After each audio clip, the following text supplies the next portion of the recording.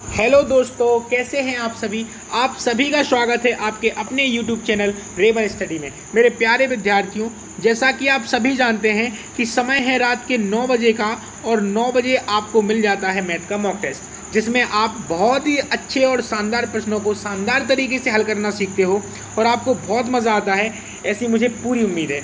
और मुझे भी बहुत मज़ा आता है आप सभी को पढ़ाने में। तो चलिए शुरू करते हैं आज का मॉक टेस्ट। लिखा है, पहला तो होमवर्क का सवाल है। क्या लिखा है कि राहुल ने 7800 रुपये में 20% साधारण ब्याज की दर से अपने दोस्त को उधार दिए। यदि वह हर दूसरे वर्ष के पश्चात अपने ब्याज को मूलधन में जोड़ देता है तो तीसरे वर्ष का ब्याज ज्ञात करो।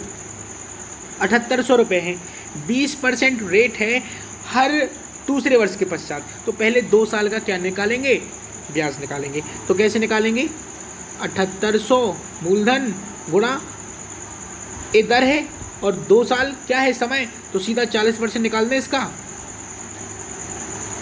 ठीक है, जब आप गुणा करेंगे ना तो 0 4 8 32 और 4 7 28 और 3 31 ये रुपये आपको क्या मिले ब्याज में। ये ऐसा ही बराबर निकाल दिया आपने। ठीक है, अब बोलता है कि ब्याज मूलधन में जोड़ देता है, तो भाई आप भी जोड़ दो। इसमें कितना जोड़ना पड़ेगा, इसमें जोड़ना पड़ेगा 7800। जोड़ेंगे तो 0 2 8 1 9 और 7 3 10। ये आपका क्या बन गया, न्यू मूलधन, मतलब न्यू पी मतलब प्रिंसिपल बन गया। अभी क्या है कि तीसरे वर्ष का ब्याज पूछा है, तो मूलधन आपके पास है कितना है, 10,920 है ना। और आपको क्या चाहिए, तीसरे वर्ष का ब्याज। रेट तो आपकी 20% ही रहने वाली है, तो 1 साल का ही ब्याज चाहिए आपको। तीसरे वर्ष का चाहिए मतलब 1 साल का चाहिए, तो 1 साल के लिए रेट क्या होगी 20%। तो इसका 20% निकाल दो बस। ठीक है, 2 से क्या कर देंगे गुणा, तो क्या आएगा, 2 दूनी 4, 2 नम 18 और 2 एकम 2, 2184 रुपये। कौन सा ऑप्शन है, सी ऑप्शन आपका सही हो जाएगा। कुछ नहीं था, ठीक है ना। ये चैप्टर चल रहा है ना अभी क्लास में, साधारण ब्याज आप अच्छे से पढ़ रहे हो ना। ठीक है, तो बस अच्छे से पढ़ते रहो और सीखते रहो, और कुछ नहीं करना है। ठीक है, चलो क्या लिखा है कि एक ऋणदाता ने पाया कि दर में 13% से 12.5% तक की कटौती होने से उसकी आय 104 रुपये घट गई।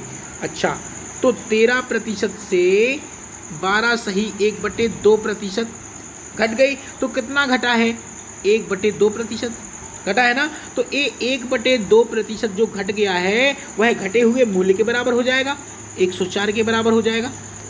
बोलो, आप कहोगे कि हाँ गुरुजी, तो आपको 100% चाहिए ना, तो आप 104/1/2 और गुणा 100। ठीक है ना। तो यहाँ से क्या हो सकता है, ये 2 है ना, एक गुणा होगा इधर, आप भी कर दो। तो कितना हो जाएगा, 208 क्योंकि 2 का गुणा होगा ना, 104 गुणा 2 कितना होता है, 208 हो जाएगा और गुणा 100। तो जब आप गुणा करेंगे तो उत्तर आएगा 20,800 और ये आपका बी ऑप्शन सही हो जाएगा। ठीक है, सी मत लगा देना जल्दी जल्दी में, बी ही लगाना, क्योंकि 20,800 रुपये उत्तर आया है। हो गया, चलो अगला सवाल। बहुत ही शानदार सवाल है। क्या लिखा है, आप पढ़ेंगे पहले अच्छे से, बहुत ही शानदार तरीके से पढ़ने वाला। तो ये रहा प्रश्न, बोलता है कि 48 किलोमीटर प्रति घंटा की रफ्तार से जा रही एक रेलगाड़ी अपने से आधी लंबाई की रेलगाड़ी को, देखो क्या करेंगे, जब एक रेलगाड़ी अपने से आधी लंबाई की रेलगाड़ी को पार कर रही है तो जो रेलगाड़ी की लंबाई है वो आप मान लो 2x। ठीक है, और अपने से आधी तो दूसरे की लंबाई कितनी हो गई, x। ठीक है, एक पहली रेलगाड़ी की लंबाई है और एक दूसरी रेलगाड़ी की लंबाई है। ठीक है, अभी आप क्या कर सकते हो, बोला गया है कि विपरीत दिशा में है और 42 किलोमीटर प्रति घंटा की रफ्तार से आ रही है। देखो, जब विपरीत दिशा में आएंगी जो उनकी चालें होंगी क्या हो जाएंगी, जुड़ जाएंगी। ठीक है ना, तो चालों का योग क्या होगा, 48 और 42 जोड़ेंगे तो आएगा 90। ठीक है, अब आप यहाँ से क्या निकाल सकते हो, यहाँ से आपको निकालना है कुल दूरी कितनी होगी, रेलगाड़ी खुद की लंबाई और जिसको पार कर रही है उसकी लंबाई को जोड़ के दूरी तय करेगी, तो 2x + x इतनी तो दूरी तय करेगी। दूरी बटे चाल कितनी है, 48 और 42 दोनों को जोड़ देंगे क्योंकि विपरीत दिशा में है, तो 48 और 42 जोड़ेंगे तो 90 आएगा। ठीक है, और 90 किलोमीटर प्रति घंटा में है तो इसको बदल लो मीटर प्रति सेकंड में, तो कितने से गुणा करना है, 18 से, बराबर ये क्या है, दूरी बटे चाल बराबर क्या होता है समय, और समय लग कितना रहा है 12 सेकेंड। बात समझ में आ रही है। तो यहाँ से क्या करेंगे, यहाँ से निकाल पाएंगे आप 18 से काट दो, ये 5 बार कट गया, ऊपर जुड़ गया तो कितना हो गया 3x, और बटे में 5 पंचे 25 और बराबर 12। यहाँ से क्या कर सकते, यहाँ 3 से 12 कट जाएंगे 4 बार, 25 का गुणा होगा तो x बराबर कितना आ गया 100। ठीक है ना। जब x बराबर 100 है तो दूसरी रेलगाड़ी की लंबाई 100 मीटर, ठीक है, और पहली रेलगाड़ी की लंबाई कितनी आ जाएगी, चूंकि 2x है और x का मान है 100 तो 2x बराबर कितना हो जाएगा 200। बात समझ में आ गई है। अब क्या हो रहा है कि यह रेलगाड़ी प्लेटफॉर्म को 45 सेकंड में पार कर जाती है। इस प्लेटफॉर्म की लंबाई याद करो। देखो क्या है, मैं आपको बता दूं कि जब प्लेटफॉर्म को पार करेगी तो कितनी दूरी तय करेगी। देखो खुद की लंबाई तो 200 मीटर प्लस प्लेटफॉर्म की लंबाई नहीं पता तो x, ये तो हो गई दूरी, ठीक है, दूरी बटे चाल। अब रेलगाड़ी जब पार करेगी तो रेलगाड़ी की ही चाल होगी, प्लेटफॉर्म की तो होती नहीं है। तो रेलगाड़ी की चाल कितनी है 48 किलोमीटर प्रति घंटा है, तो मीटर प्रति सेकंड में बदलने के लिए कितने से गुणा करेंगे 5/18 से, बराबर समय कितना लग रहा है, समय कितना लग रहा है 45 सेकंड। बस हो गया काम।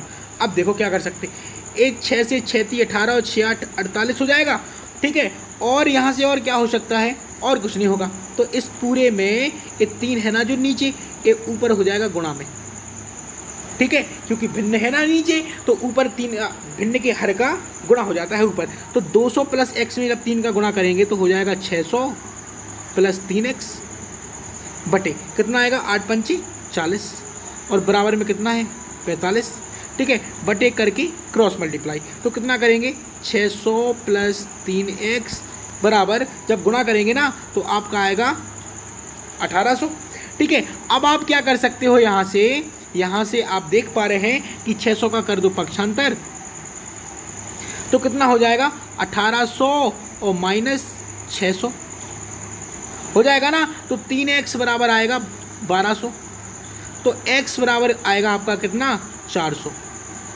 और ये x क्या माना था आप देख पा रहे हैं और मैं भी देख पा रहा हूँ कि यहाँ प्लेटफॉर्म की लंबाई मानी थी x, तो ये x बराबर कितना निकल गया 400 मीटर। उत्तर आ गया, ऐसे लगाना था।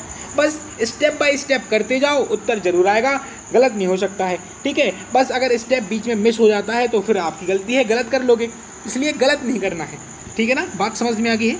अगला प्रश्न बोला गया है कि एक व्यापारी ने 2 बैल प्रत्येक 8400 रुपये में बेचे और उन पर न लाभ कमाया न हानि। यदि उसने उसमें से एक 20% लाभ पर बेचा, अब 20% कितना होता है गुरुजी, तो ए हो जाएगा आपका 1/5। अब लाभ पर बेचा है मतलब क्रय मूल्य अगर 5 होगा तो विक्रय मूल्य 6 होगा, बोलो हाँ है ना, होगा ना। तो दूसरे को कितने प्रतिशत की हानि पर बेचा होगा।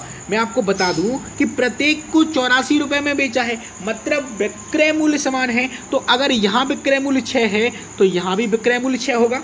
बात समझ में आ रही है। अब आप यहाँ से देख पाएंगे कि यहाँ देख रहे हैं आप रेशियो में 1 की क्या हो रही है, लाभ हो रही है ना, बढ़ोतरी हो रही है 1 की, तो 1 का लाभ मानेंगे, 1 का लाभ हो रहा है।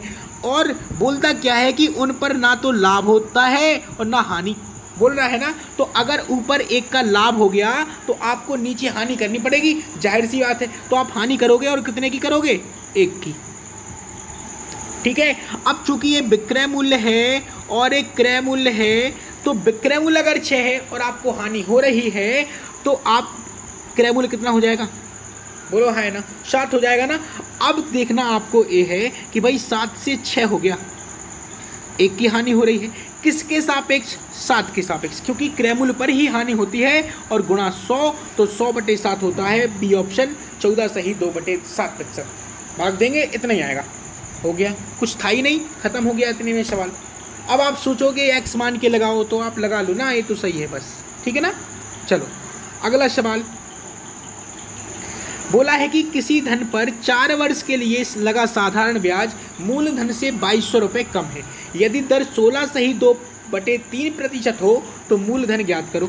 देखो ऐसे सवालों को करने का बहुत ही आसान तरीका, आप इस प्रतिशत को किस में बदल लो, फ्रैक्शन में, कितना हो जाएगा 1/6, ठीक है। और मैं अभी आपको क्लास में पढ़ा रहा हूँ साधारण ब्याज। मैंने आपको बोला है कि जब भी दर को आप फ्रैक्शन में बदलोगे तो नीचे वाला क्या हो जाएगा, मूलधन, और ऊपर वाला क्या हो जाएगा, इंटरेस्ट, मतलब ब्याज। और ये कैसा होता है, ये वार्षिक होता है। 1 साल के लिए सिर्फ पूछा गया है, 4 साल के लिए, तो आप 4 साल के लिए बनाने के लिए क्या करोगे, इस वार्षिक ब्याज में 4 का गुणा करना है। तो पहले हम मिटा दें वार्षिक, क्या लिख दिया मैंने, ठीक है। तो गुणा करेंगे 4 से। अब आप कहोगे कि ऊपर गुणा किया तो नीचे भी करोगे, नहीं, नीचे नहीं करना है। क्यों नहीं करना है कि नीचे जो रखा है वो मूलधन है, और मूलधन कभी नहीं बदलता है। मूलधन आपका कांस्टेंट रहेगा, चाहे आप 4 साल का ब्याज निकालो चाहे 5 साल का, तो सिर्फ ब्याज में गुणा होगा। तो ये नया जो आएगा वो कितना हो जाएगा, 4/6, ठीक है ना। ये तो आपका इंटरेस्ट है और ये मूलधन है। बोला गया है कि मूलधन, साधारण ब्याज मूलधन से 2200 रुपये कम है। तो मेरे प्यारे भाइयों यहाँ देखो कितना कम है, 2 रेशियो। ये बराबर कितने के हो जाएगा, 2200 के। तो 1 रेशियो बराबर आया आपका 1100, आया ना। पूछा है मूलधन, तो मूलधन नीचे वाला ही तो है। तो 1 रेशियो बराबर 1100, तो 6 रेशियो बराबर 6 गुणा 1100 कितना आएगा, 6600। उत्तर हो जाएगा ए ऑप्शन। कुछ नहीं था ना, आराम से हो गया। अगला सवाल आपसे कहता है मेरे प्यारे भाइयों कि 2 स्टेशन ए तथा बी एक दूसरे से 220 किलोमीटर दूर स्थित है। चलो, और ए स्टेशन है, माफ कीजिए, ए स्टेशन है और ए बी।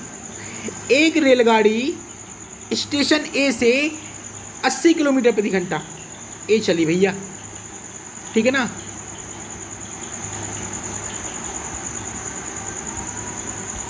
ठीक है, 80 किलोमीटर प्रति घंटा।